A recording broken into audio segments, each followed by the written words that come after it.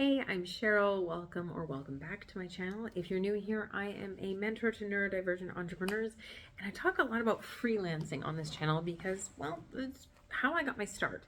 I actually didn't learn how to build an audience for almost 20 years, but I still supported myself and my family off of my business because I got clients and I did things for them, and most of them were not online businessy type clients, so I have a lot of wisdom to share if that's the type of thing you're into doing. One of the questions that I have been asked recently is how can you, during the proposal process, keep your clients from running away with all of your amazing plans and ghosting you and then getting someone else to implement them for cheaper? And this is a problem, honestly, I used to face a lot in the first 10 years or so of my business. I used to really struggle. I would put together these amazing packages and proposals for people, and then one of two things would happen. Either the client would take all that wisdom, tell me they couldn't afford it, and then go off and farm it out to someone else who was a lot cheaper, using the ideas that I'd given them for free and not paying me for them. Or they would take me up on the proposal, and then I would get 30 to 60 days into doing the work for them and find out there was something in their analytics I didn't know about. There was something on their website I had no idea about. There was an offer coming down the pipeline they hadn't told me about. There was a staffing issue that I was unaware of. There was something with their customers they hadn't told me about. There was always something that I had been unaware of when I created the proposal in the first place that threw a huge monkey wrench into the project and resulted in scope creep, resulted in underbilling, resulted in overbilling, resulted in some kind of problem for the project. And so what I started doing was not giving personalized plans during the proposal process for new clients. I just stopped completely. What I started doing was that every new client had to go through an audit or an assessment and a strategy or a plan with me. It was a requirement. The first project with every new client was, hey, give me X amount of dollars and I'm going to dive deep into your business. I'm going to interview all of the people on your team. I'm going to interview your customers. I'm going to look deep into your analytics. I'm going to scour your entire website. I'm going to do competitive research and look at the people that are operating in your space. And I'm going to come back to you with a personalized plan.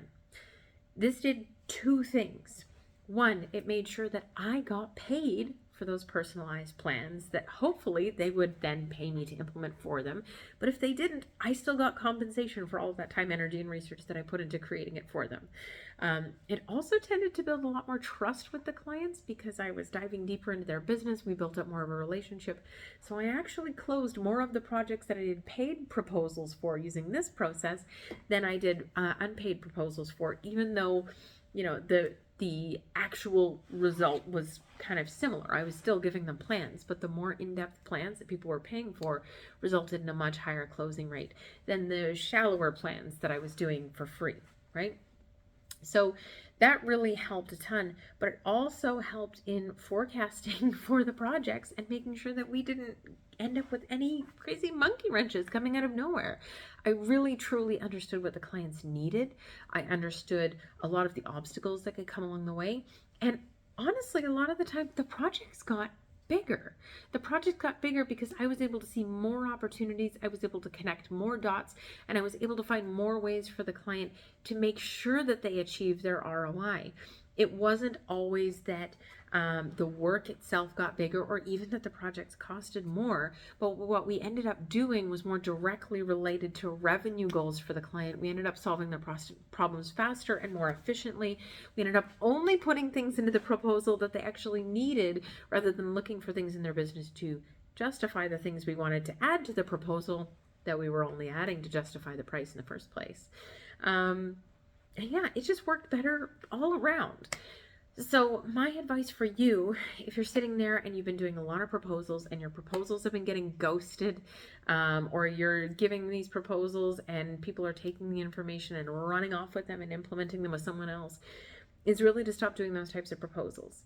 Ask every client to work with you and say, look, I don't want you to spend all this money working with me over the course of a few months and have something go wrong, or I don't want you to have to take this big risk right out of the gate while we're just getting to know each other. What I want to do is take some time to get to know you while you take some time to get to know me. I want to dig deep into your business, figure out everything that we can do that I can do to solve your problems, to get you to your goals, but also the things that I can't do that will get you to your goals. Point out all the opportunities, help you see all of the challenges, and give you a 6-month or a 12-month plan that will get you to your goals, and help you overcome your challenges. If at the end of that you want to hire me for the parts that I can do, we can go ahead and talk about that as a separate proposal. But this way, no matter what, you'll get a plan that you know will suit your needs, and it's a really low risk investment for you. 9 times out of 10, clients prefer taking those smaller trust building, kind of lower barrier steps rather than jumping right into a 3, 6, 12-month contract with a new provider. And then again, that allows you the opportunity to build up the trust with them, to make sure you're not getting in too deep, and to make sure that your proposal is actually optimized for the client's business, their goals, their challenges, and your skills and experiences and what you can bring to the table. Okay?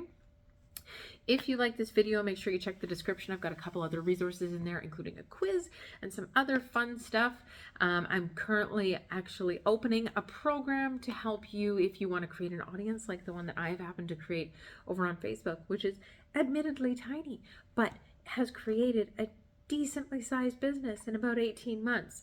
And we're teaching a lot about how to create content without being consistent, and how to actually create content that creates a buying audience from you, not just vanity metrics, because that's really what's important.